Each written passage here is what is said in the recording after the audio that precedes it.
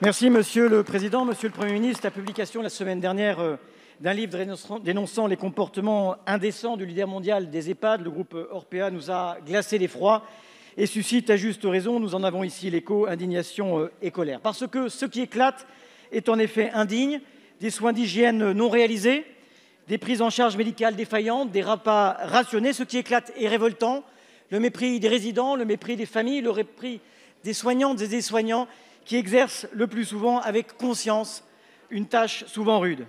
Des économies faites à toute force, au détriment de la qualité de vie des résidents, de la tranquillité d'esprit des familles, de la qualité de vie et de la qualité de vie au travail de femmes et d'hommes dévoués.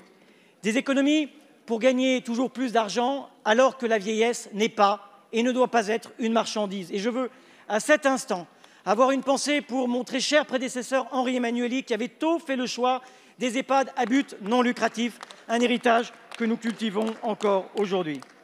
En matière de prise en charge de la dépendance, Monsieur le Premier ministre, nous devons tout à la fois être modestes, tant la tâche est immense, et je veux saluer le travail le plus souvent excellemment accompli par ces femmes et hommes de nos EHPAD.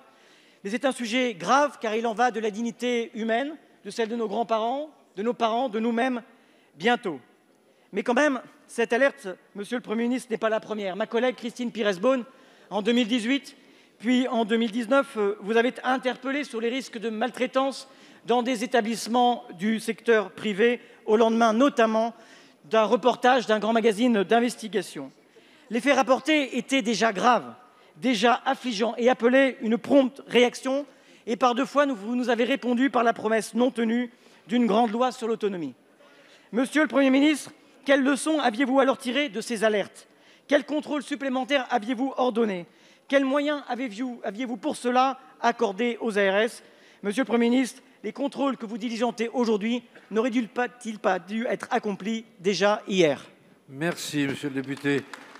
La parole est à madame Brigitte Bourguignon, ministre déléguée chargée de l'autonomie. Merci, monsieur le député Boris Vallaud, à la fois pour l'hommage que vous venez de rendre pour un président de département qui, effectivement, a fait un travail remarquable sur la question de l'autonomie et de la dépendance dans votre département. Je m'y suis rendue dernièrement, justement, pour annoncer un investissement sur un des établissements. Je voulais quand même vous rappeler des signalements, vous savez, il y en a eu en 2014, ils n'ont pas été suivis des faits.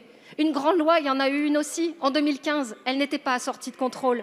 Je vous le rappelle, les autorisations d'installation du privé lucratif, quand ont-elles été vraiment en hausse? En 1997. Dois-je vous rappeler cette cruelle vérité? C'est ainsi, aujourd'hui, nous allons travailler pour renforcer les contrôles. Vous pouvez toujours jeter l'anathème sur celui qui est en place au moment donné. Moi, je ne rentre pas dans ce jeu-là. La question est trop grave. Les résidents nous attendent. Les parents nous attendent, les familles nous regardent. Ne rentrons pas dans ces jeux politiciens qui ne sont pas dignes de la classe politique d'aujourd'hui. Ne rentrons pas. La campagne électorale ne permet pas tout, monsieur. N'oubliez jamais d'où vous venez. Moi, je ne l'oublie pas. Et je vous le dis, je réponds à votre question donc. Nous allons travailler sur les autorisations, sur les sanctions, et nous allons travailler sur ce travail dans 3 semaines. Vous serez parfaitement informés de ce que nous avons décidé. Merci, Monsieur le Président. Je voudrais revenir sur l'exercice de la démocratie dans notre pays. Monsieur le Premier ministre, vous le savez, vendredi dernier, le Conseil constitutionnel a annulé les résultats de l'élection législative qui s'est tenue dans la 15e circonscription de Paris au motif qu'un candidat a altéré la sincérité du scrutin en présentant une identité plus ou moins fausse et en faisant figurer sur son bulletin le logo d'un parti politique qu'il n'y avait jamais donné d'investiture. Alors en premier lieu, je tiens à exprimer toute mon amitié à Lamia El Harraj et à l'ensemble de ses collaborateurs qui, eux, ont été élus. Elle a été élue, mais qui n'a rien à voir avec l'objet de la décision. Au-delà, cette décision met en lumière une insécurité juridique majeure qui existe aujourd'hui dans notre droit électoral, puisque aujourd'hui, notre droit n'empêche personne de se présenter sous une identité qui ne serait pas totalement la sienne et de se présenter sous un logo qui ne serait pas le sien. Alors, Monsieur le Premier ministre, notre démocratie a besoin de règles claires, particulièrement en matière électorale. Malgré le temps très contraint qui nous est laissé, nous présentons une proposition de loi qui vise à proposer 3 évolutions. Faire en sorte qu'il qu'il y ait une vérification, que personne ne puisse se présenter à une élection sous un autre nom autre que celui à son état civil ou un nom d'usage dûment justifié, faire en sorte qu'un candidat ne puisse pas apposer le logo d'un parti politique qui n'y aurait pas donné l'autorisation, et faire en sorte que les bulletins de vote qui ne respecteraient pas ces prescriptions ne soient pas proposés aux électeurs, alors même que la commission électorale qui s'était réunie avant ce scrutin avait indiqué que ces bulletins n'étaient pas conformes. Monsieur le Premier ministre, nous souhaiterions que cette proposition de loi puisse être examinée très rapidement afin que cette insécurité juridique qui peut toucher chacun et chacune lors des prochaines élections puisse être rapidement corrigée. Je vous remercie. Merci, Madame la Présidente. La parole est à Monsieur le Premier ministre. Merci, Monsieur le Président. Mesdames et Messieurs les députés, Madame la Présidente Valérie Rabault, comme vous, j'ai pris acte de la décision du Conseil constitutionnel du 28, c'est ça, janvier dernier, relative donc à l'élection législative partielle organisée en juin dernier dans la 15e circonscription de Paris. Je pourrais vous dire, je vais vous le dire en partie, qu'il ne m'appartient pas de commenter une décision rendue par le Conseil constitutionnel, tout en vous donnant acte des conditions, on va dire, exceptionnelles ou inhabituelles qui ont présidé au rendu de la décision et aux circonstances qui ont conduit le juge à considérer que la sincérité du scrutin, pour les motifs que vous avez rappelés, a été altérée.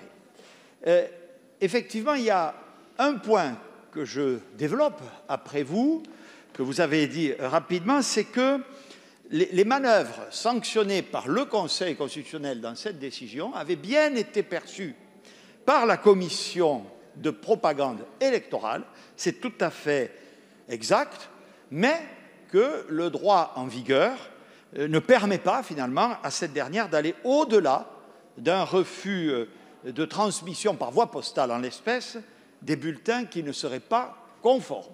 Ça, il y a effectivement là une question qui peut être soulevée. Donc, vous me dites, vous m'apprenez, pardon Madame la Présidente, je ne l'ai pas encore vu, je découvre votre question que votre groupe a déposée à cet effet, enfin, ou à d'autres, une proposition de loi pour faire évoluer le droit électoral. Vous m'autoriserez à ne pas vous répondre sur le champ, puisque je n'ai pas pu prendre connaissance de ce texte, parce qu'il faut y réfléchir, c'est toujours difficile, vous êtes d'accord avec moi, dès qu'il y a une décision de changer immédiatement la loi, surtout en matière électorale, et si vous me le permettez, surtout en ce moment.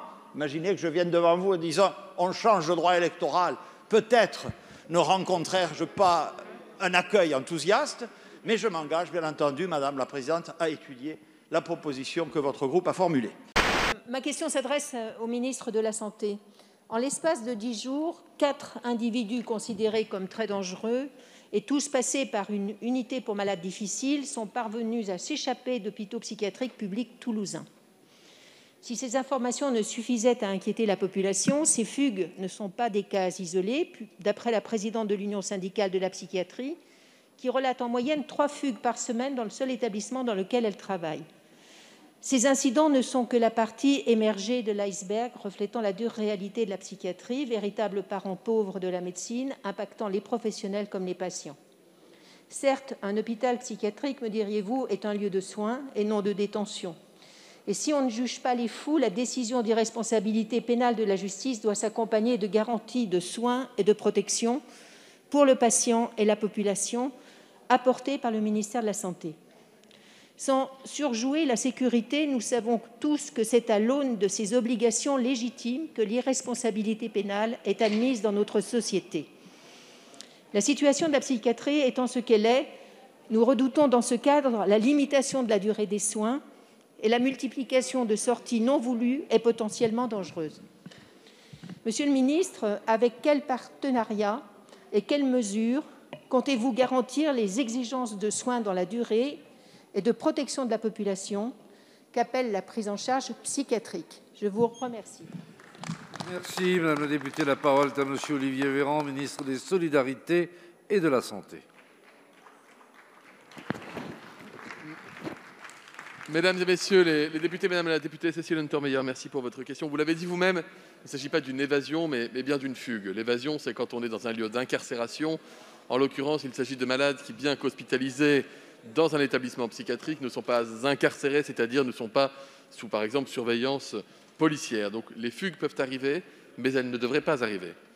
Je salue d'abord évidemment l'engagement, comme vous l'avez fait, de la communauté soignante, en psychiatrie notamment, qui face à des malades parfois dans des situations difficiles, qui peuvent être soumis à des situations particulièrement difficiles sur le plan humain, font face et permettent de maintenir la continuité des soins dans les meilleures conditions possibles dans les établissements de psychiatrie de notre pays. S'agissant de Toulouse, oui, 4 fugues en l'espace de 10 jours, c'est évidemment 4 fugues de trop. Il n'a pas fallu attendre la 4e fugue pour que l'Agence régionale de santé se saisisse de cette question. Des premières mesures de sécurisation du site ont été mises en place. Je crois par exemple que s'agissant de cet établissement, nous parlons là d'un bâtiment avec 44 hectares de parc, donc avec des conditions de surveillance qui sont particulièrement difficiles. Et parfois, la fugue fait suite à une permission qui a été accordée et non pas à un départ directement depuis l'établissement. Les personnes ont toutes été identifiées, ont toutes été ramenées pour les soins dans la continuité dans l'établissement. Et nous allons continuer de travailler. J'étais en lien avec l'ARS Occitanie pour travailler avec eux, mais également évidemment avec la préfecture, considérant le sujet épineux. Et nous continuons de travailler avec les professionnels, je le dis, dans le cadre des assises nationales de la santé mentale et de la psychiatrie. Il a été question des conditions d'hospitalisation. Des moyens conséquents ont été attribués à la psychiatrie. C'était aussi le cas avec le Ségur de la santé. Nous rénovons massivement les bâtiments qui, pour certains d'entre eux, sont très vieux dans le champ de la santé mentale et de la psychiatrie. Vous le savez, cette majorité parlementaire a voté le fait que l'augmentation des budgets alloués à la santé mentale et à la psychiatrie ne saurait être inférieure à l'augmentation générale du budget consacré à la santé. Il était temps. Merci, Monsieur le Ministre. Madame la députée.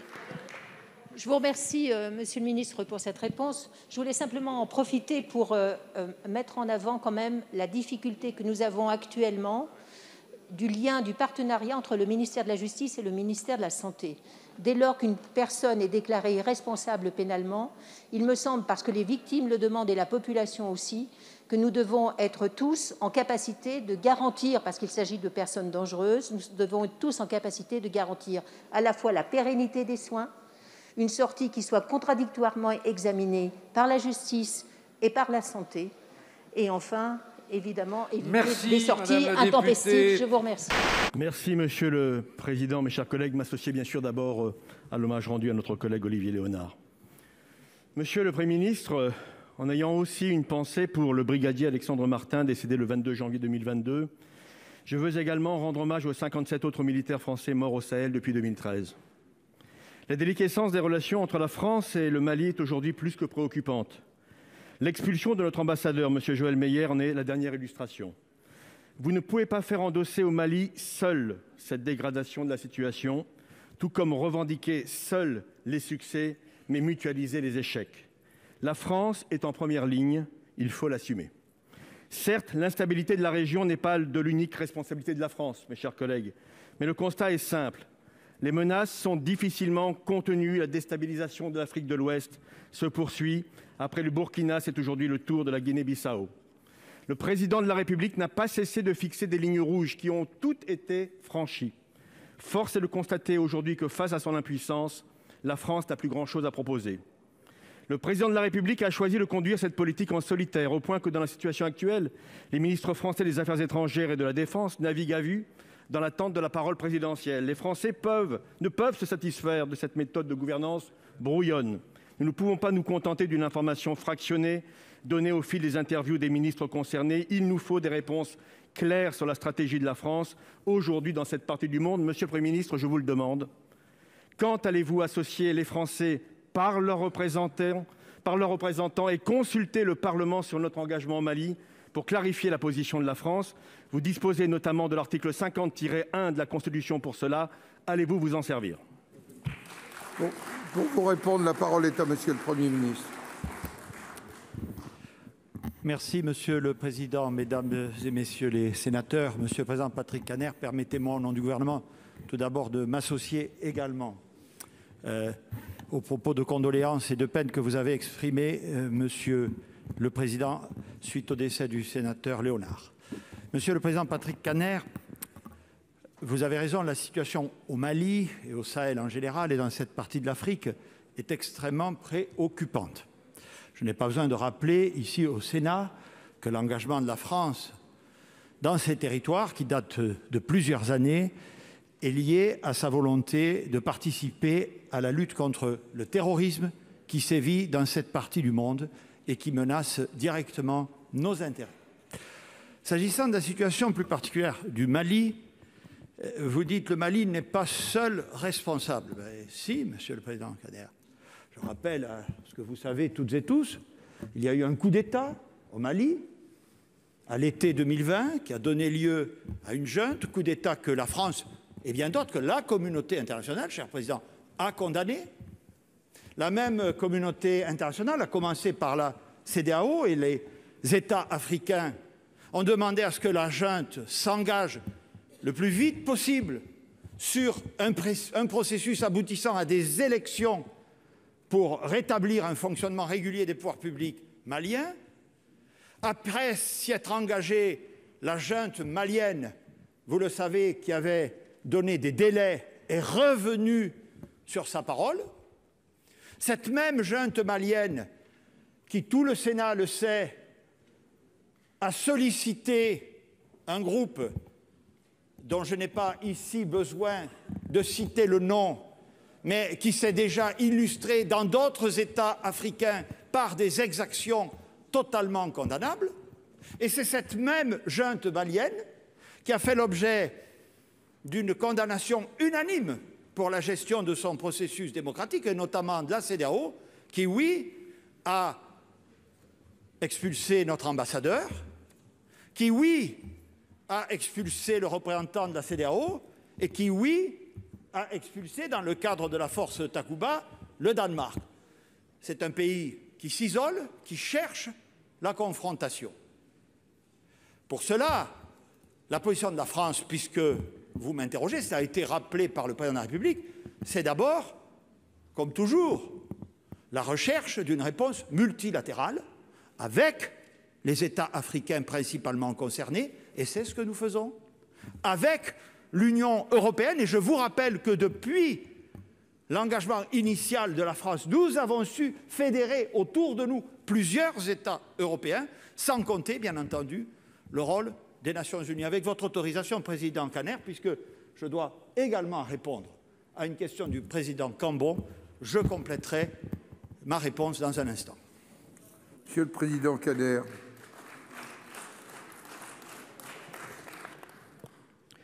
Monsieur le Premier ministre, manifestement, le Président de la République et votre gouvernement n'ont aucune responsabilité dans ce qui se passe au Mali. Nous y étions en responsabilité depuis 2013.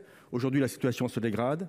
Vous ne voulez pas constater le triple échec du Président de la République en matière diplomatique, mais aussi en matière militaire en la matière. L'heure du bilan va bientôt sonner. Je tiens à vous le dire très simplement. Ce que nous vous demandons, et vous n'avez pas répondu à ma question, c'est un débat 50-1 pour nous permettre d'avoir un débat de fond sur la question du Sahel dans cet hémicycle. Merci, Monsieur le Président. Monsieur le ministre, depuis la sortie du livre « Les Fossoyeurs », chaque jour apporte son lot de témoignages à peine croyables et totalement insoutenables. Vous avez annoncé des inspections de l'IGAS et de l'IGF, dont acte. Déjà en 2020, la presse épinglait des EHPAD appartenant à un groupe financier bien connu sur le marché du vieillissement. Entre ces deux épisodes, 2 années se sont écoulées. Dans ce laps de temps, quel contrôle avez-vous mandaté dans ce type de structure ? Quelles décisions avez-vous prises ? Faut-il que l'horreur soit à ce point documentée pour enfin réagir ? Par ailleurs, ce dossier met en lumière les agissements de ces groupes financiers et les moyens employés. Rendement allant de 5 à 9%, rémunération extravagante de leurs dirigeants, fortune colossale amassée. Avec quelle méthode ? Moins de personnel que dans les EHPAD publics. Et là, Monsieur le ministre, je m'inscris en faux sur les propos que vous avez tenus tout à l'heure. Dans le public, le ratio agents-résidents est de 70,6% résidents, et dans le public, et dans le privé, il n'est même pas de 55. Rationnement des soins apportés aux résidents, ce qui induit captation d'une partie de l'argent public versé par l'assurance maladie et les départements. Rétrocession versée par des fournisseurs. Rémunération d'apporteurs d'affaires pour obtenir des agréments.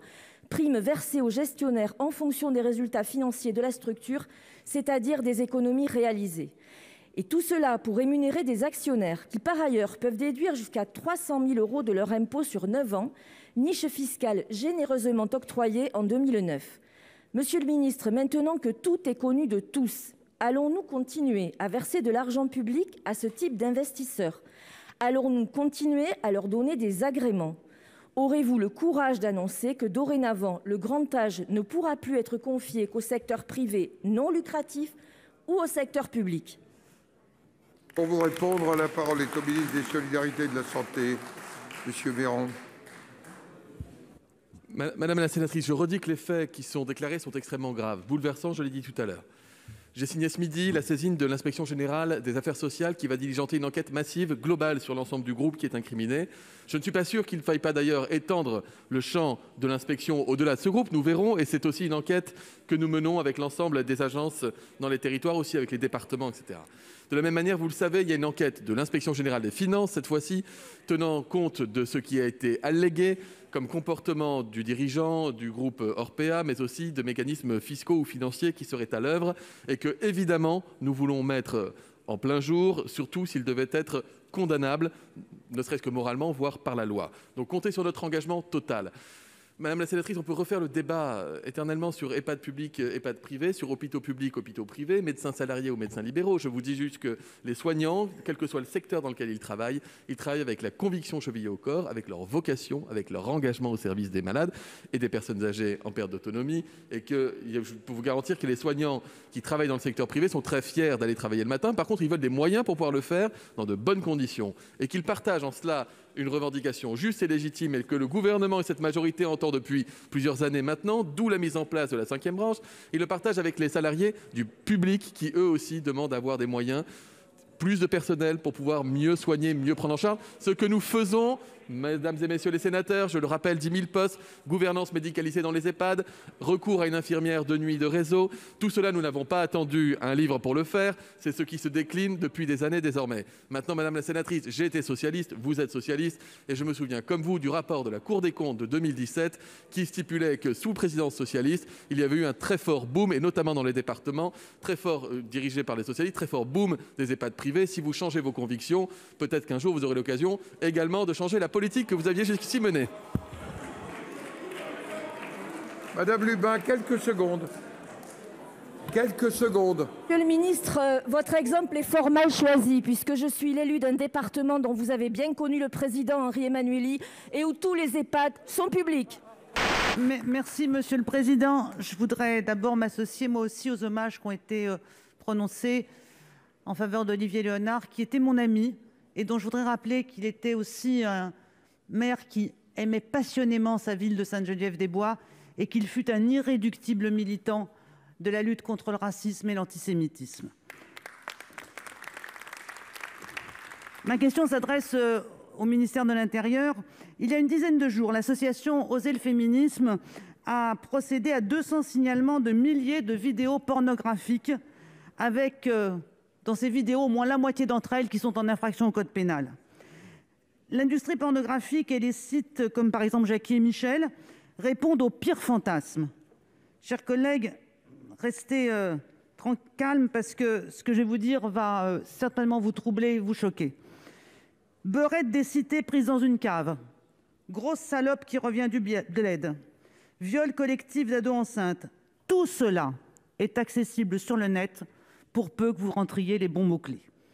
Les viols sont des vrais viols, les tortures sont de vraies tortures. Toutes ces vidéos constituent des infractions pénales, apologie de la haine, apologie des crimes de guerre, incitation à la haine raciale, viol en réunion, proxénétisme, homophobie. Mais toutes demeurent accessibles. En fait, seule la lutte contre le terrorisme est réellement traquée sur le net. Si une vidéo montrait un violeur en train de sodomiser une femme, en criant « Allah Akbar », à mort les koufars, je n'ai pas de doute. Dans l'après-midi, elle serait retirée. Mais s'il viole une femme en disant juste « salope », cette vidéo restera indéfiniment sur le net. Alors, Madame la Ministre, quelles suites ont été données aux signalements qui ont été faits à Pharos? Combien de vidéos retirées et combien de sites fermés? Écoutez, monsieur le Premier ministre, ce n'est pas n'importe quoi. Je comprends que vous ne connaissiez pas bien le dossier, monsieur le Premier ministre. Et je ne vous en voudrais pas. Il y a un tel tabou là-dessus. Mais ne dites pas que ce que je dis est n'importe quoi. Ce que je dis est la triste réalité. Pour vous répondre, la parole est à la ministre déléguée en charge de la citoyenneté. Merci, Monsieur le Président, Mesdames et Messieurs les sénateurs. Madame la sénatrice, d'abord, je veux m'inscrire en faux par rapport à ce que vous mentionnez sur le retrait et sur le 2 poids 2 mesures qui existerait, et je vais vous expliquer pourquoi.